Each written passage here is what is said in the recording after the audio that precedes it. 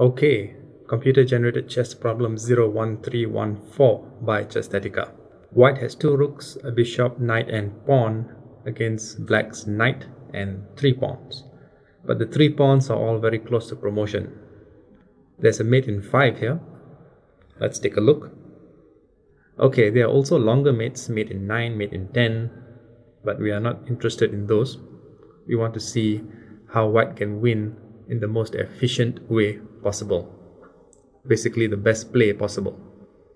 Knight to e4, a quiet move. Now the purpose of this move is that it blocks the escape square of d2 that the black king might try to get to. The threat being, for example, if black were to play maybe knight to d5 here, then white wins immediately with bishop captures d3, a discovered checkmate. So black could play maybe knight to b5, check. The king moves to b4 to avoid any more checks from the knight. Then black plays d2. Now here, there are 2 ways for white to proceed. One is to play rook to g3, threatening rook to g1 mate. So for example, if d1 queen, then rook to g1 mate. So black might move to f1, and then white plays bishop to d3, discovered check. The pawn on e2 is also pinned, so since that pawn can't promote, the other one tries, and black mates with the other rook. White could just as well play bishop to d3 here instead of rook to g3 with a discovered check.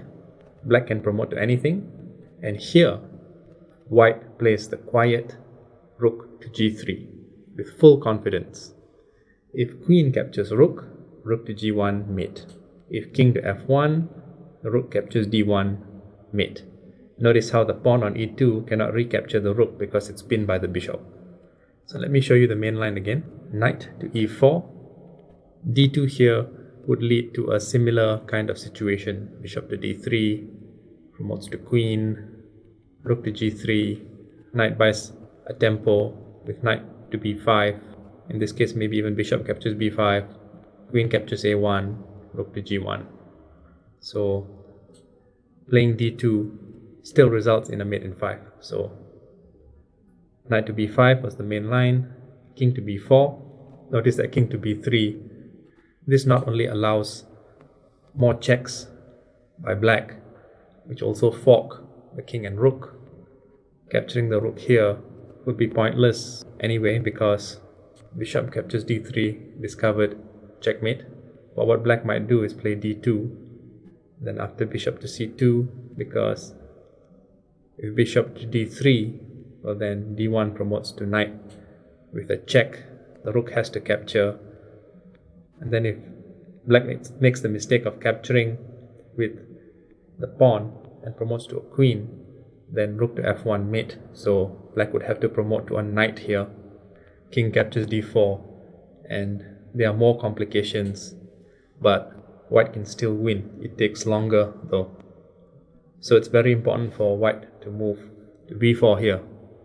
But another way that black could really create complications would be to play d2 here instead of knight to d4 forking the king and rook, because now if bishop to c2, well then d1 queen, then maybe a rook to h3, then we have knight to d4 check, king to c4, and there are quite a few complications here that lead to further delays.